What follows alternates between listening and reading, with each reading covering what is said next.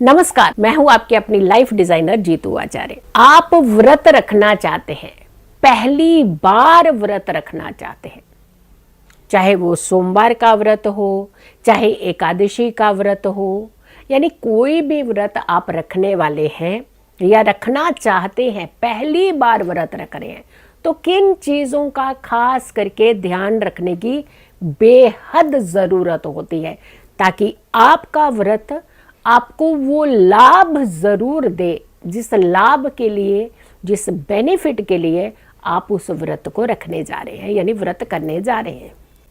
सबसे पहले जो व्रत के नियम होते हैं उन्हें खास करके ध्यान रखना चाहिए, उनमें कहीं भी चूक नहीं होनी चाहिए। व्रत मीन्स आपकी सारी इंद्रियों को कंट्रोल करना।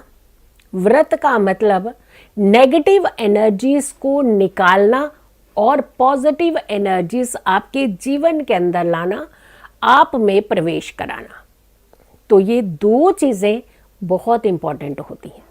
फिर तीसरी आती है कि आपकी वाणी में कंट्रोल, आपकी सोच पे कंट्रोल, आपकी नीयत पर कंट्रोल, आपके खाने पीने पर कंट्रोल, आपकी नकारात्मकता को भगा देना और सकारात्मकता को अपने पास लाना, ये कंट्रोल।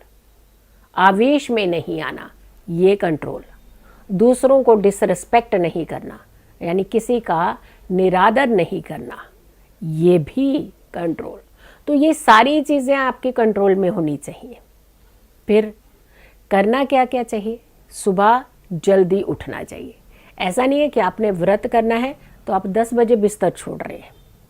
हमारा व्रत है, कम से कम 3-4 घंटे तो बिना खाए निकल जाएंगे, इससे भूख नहीं लगेगी, हम देर से उठेंगे तो फिर इतना डर क्यों है? जब आप व्रत रखना चाह रहे हैं तो डर तो नहीं होना चाहिए। भूख लगेगी क्यों? क्योंकि कंट्रोल नहीं है इंद्रियों पे, इसीलिए भूख लगेगी आपको। तो कहने का मतलब आपने सबसे पहले सुबह सुबह उठना है। सूर्य उदय से पहले नहा लीजिएगा अगर आप व्रत करने जा रहे हैं। स्वच्छ वस्त्र धारण कीजिएगा, साफ सुथरे वस्त्र पहनने हैं। और फिर भगवान का ध्यान करना है। जो व्रत आप कर रहे हैं आपने उनके देवी देवताओं का ध्यान करना है। अगर आप मंगलवार का व्रत रख रहे हैं, माँ का ध्यान कीजिए, स्मरण कीजिए।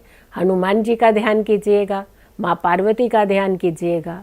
आप भोम भोमाय मंत्रों के जाप कीजिएगा। यानी मंगलवार के व्रत में भी बहुत सारी चीज़ें हैं। फिर अगर सोमवार का रख रहे हैं, ओम नमः शिवाय के जाप कीजिए। भगवान भोलेनाथ की तस्वीर का आपने माइंड के अंदर एक छवि को रखना है। माँ पार्वती का ध्यान करना है। यानी कहने का मतलब जो भी आप व्रत कर रहे हैं आपने उन देवी देवताओं का स्मरण जरूर करना है।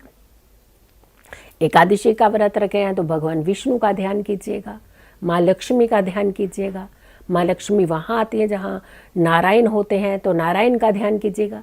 यानी कहने का मतलब सिर्फ इतना है कि जो व्रत आप करने जा रहे हैं उस व्रत का जो भगवान देवी देवताओं का स्मरण करना होता है वो स्मरण आपको ज़रूर करना चाहिए। कहीं फलाहार व्रत होता है, कहीं एक समय के खाने खा करके व्रत करते हैं, लेकिन दोनों कंडीशन में तामसिक चीज़ें तो नहीं ली जाती हैं। यानी एक समय का अगर आप फलाहार भी लेते हैं, फल लेते हैं, तो दूसरे समय में आप फलाहार का व्रत करते हैं। यानी जैसे आलू है, आप कुट्टू के आटे की रोटी है, बहुत सारी चीज़ें अलग अलग तरीके का नियम को फॉलो करते हैं। हर व्रत का एक अलग फूड है, हर व्रत का एक अलग तरीके का चीज़ों का सेवन किया जाता है। तो जो भी व्रत आप करें तो तामसिक तो नहीं होता ना किसी में भी। यानी लहसुन प्याज तो नहीं होना चाहिए उसमें, तो लहसुन प्याज का इस्तेमाल नहीं होना चाहिए उस दिन घर के अंदर। फिर घर के अंदर शुद्धता का वातावरण होना चाहिए, शुभता का वातावरण होना चाहिए। यानी अपने घर में पूरे गंगा जल का छिड़काव करना चाहिए।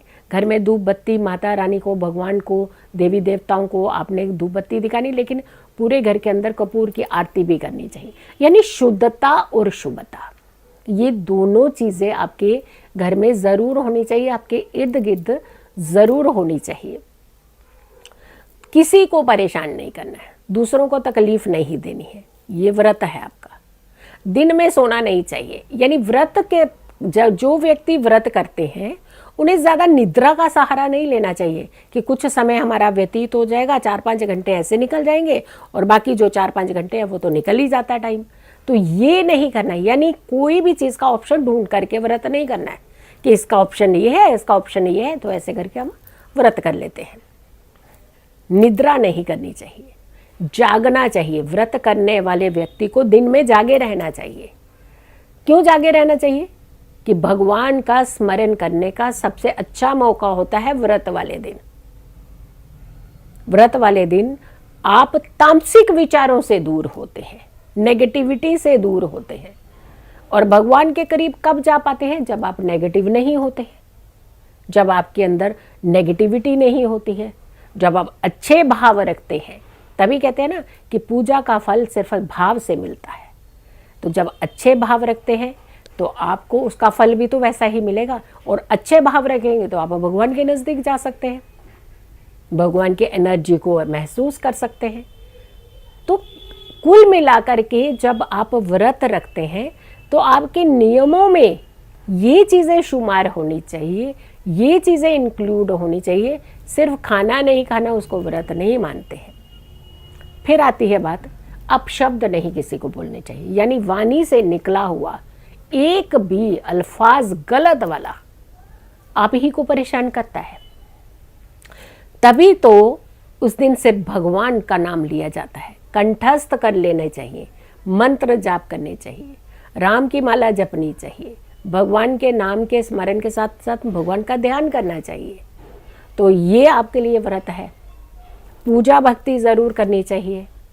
पूरे विधि विधान से हर एक पूजा को किया जाता है। जो भी आप व्रत रखते हैं उसका पूजा विधि विधान होता है। तो आपको उसी व्रत का पूरे नियमों का पालन करते करते साथ के साथ पूरी पूजा विधि विधान भी पूरा फॉलो करना चाहिए।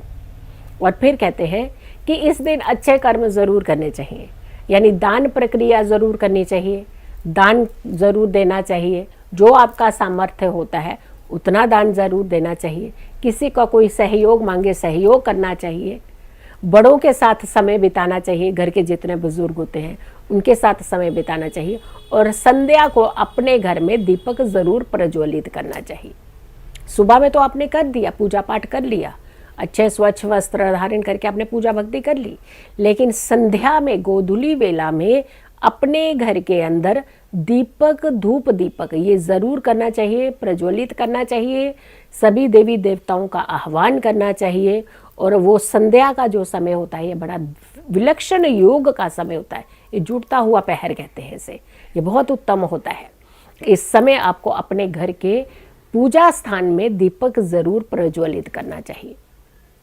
तो इस तरीके से आपने नियमों का पालन करना है और अपने व्रत को रखना है। ये है व्रत रखने का सही विधि विधान तरीका। अगर पहली बार व्रत रख रहे हैं तो इस सिस्टम को आप रेगुलर फॉलो कीजिएगा।